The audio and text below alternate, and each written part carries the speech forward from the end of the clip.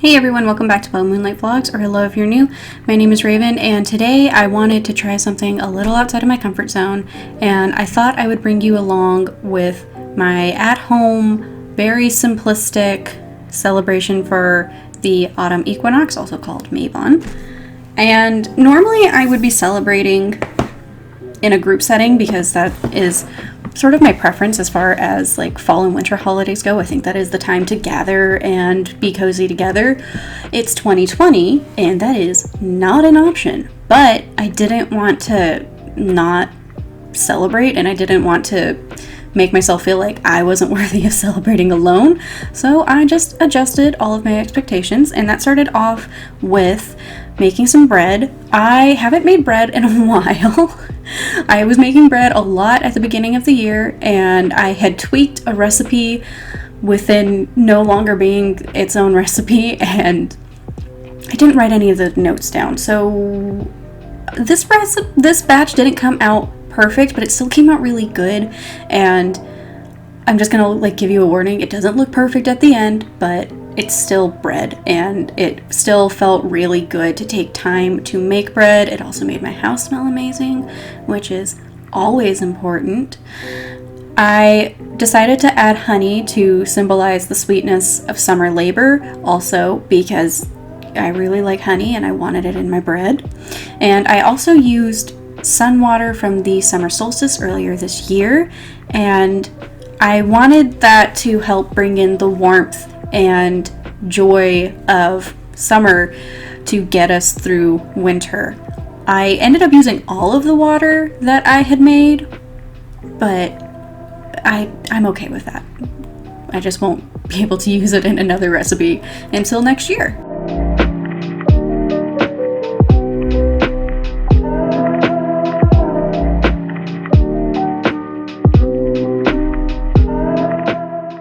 I set the dough out to proof for about 2 hours. I was all out of cling wrap, so I ended up using my fox towel, which, that works out perfectly fine. But because of that, I couldn't film a time lapse of the dough rising, which is one of the most satisfying things that I like to do when I'm making bread. Is I like to watch all of the dough proof all together in a 10-second span instead of 2 hours. Since that wasn't an option, I actually ended up just taking you guys along with me while I cleaned. If I had had forethought, I would have not been cleaning and I would have actually continued baking. Originally, I wanted to make a loaf of bread, a batch of homemade tomato soup, and a pumpkin banana bread. And, well, I didn't end up making that last one because I was really tired by the end of the day and didn't really think that I had time to do it. But that being said, it felt really good to take time and clean and set the tone in the house. Obviously, atmosphere is very important, not just for you and your mental health, but for magical and spiritual practices, in my opinion. But it also felt really good to be cleaning the living room, which was my assigned work for that day, but it's also the space where we have a really nice fireplace. And I have been reading a lot about hearth magic this year, and it has felt really important to me. And I feel like the living room and the kitchen are like the hearts of the home, and so it just felt so good and so right to be focusing on this.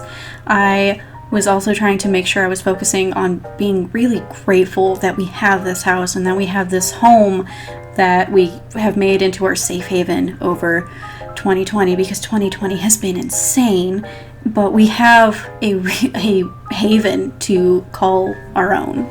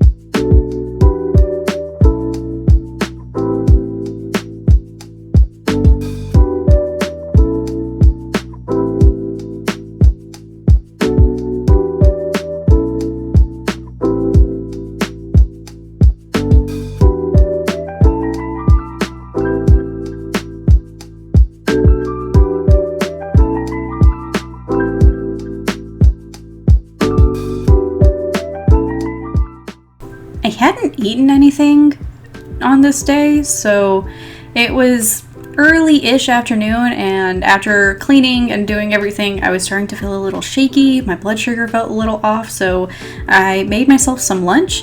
It was a really simple lunch because my planned lunch for the week was the tomato soup, so until that was made, this was kind of the only option I had. I know it looks like a lunch for a 5-year-old, but it leave me alone.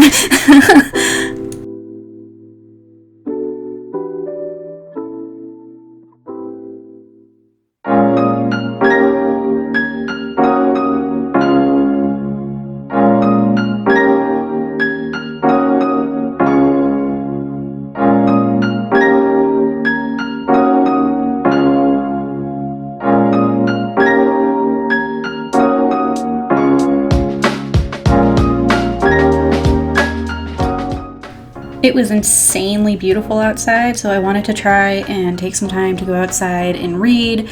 The weather was absolutely perfect, and I haven't been making enough time to go outside into my backyard ever since my chair broke, which is an odd excuse, but without back support, I just end up in a lot of pain. So I tried to go outside. I ended up going inside and reading on the couch, but I still took some time to just really soak in how perfect the weather felt. It was so nice. It wasn't hot, it wasn't humid, it was perfect.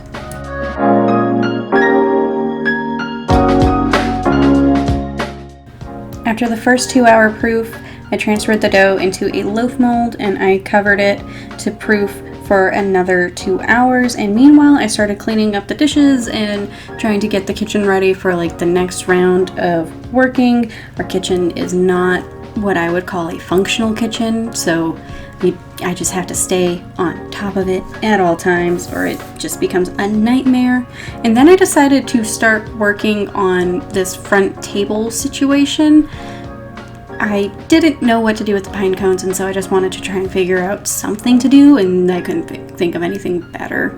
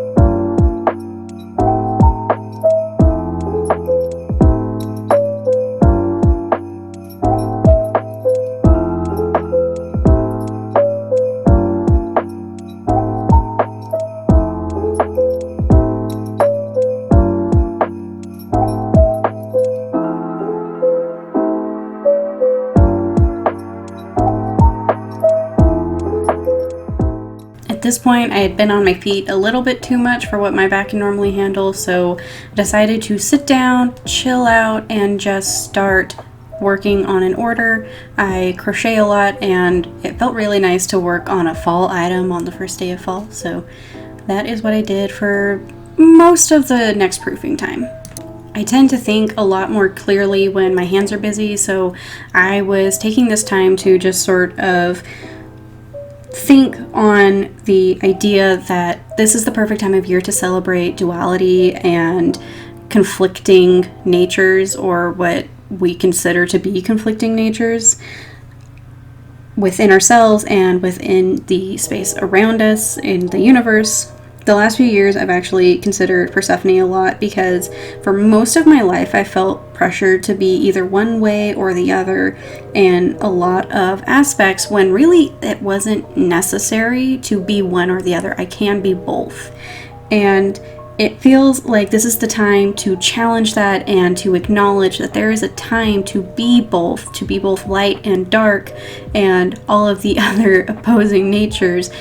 They can exist within you and within the space around you, and you can express that both outwardly and inwardly without feeling like a hypocrite.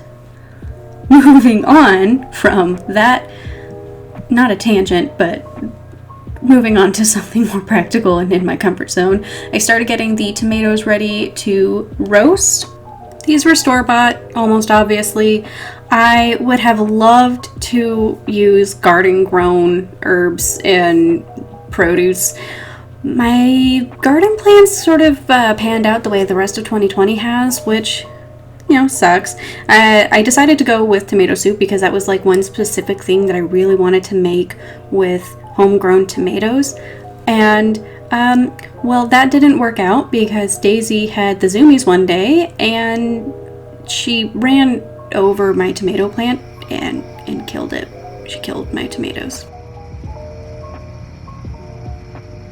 I don't have an immersion blender, so I had to let the tomatoes cool off before I could blend them in my blender because I don't have a heat-safe blender. And while that was cooling and while the bread was finished baking, I went ahead, worked on some dishes so that I could hopefully continue baking. It didn't end up working out that way, but that was the intention.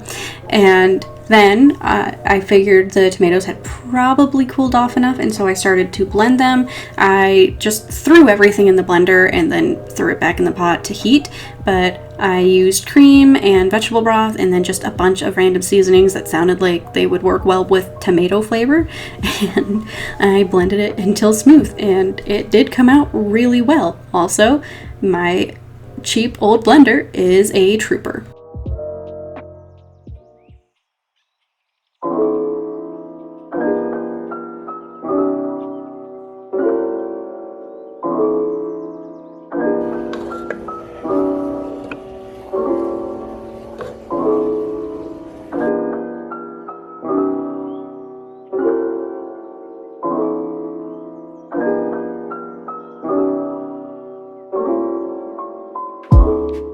Finished the night off by eating my soup and my bread and chilling out with Zach and Daisy.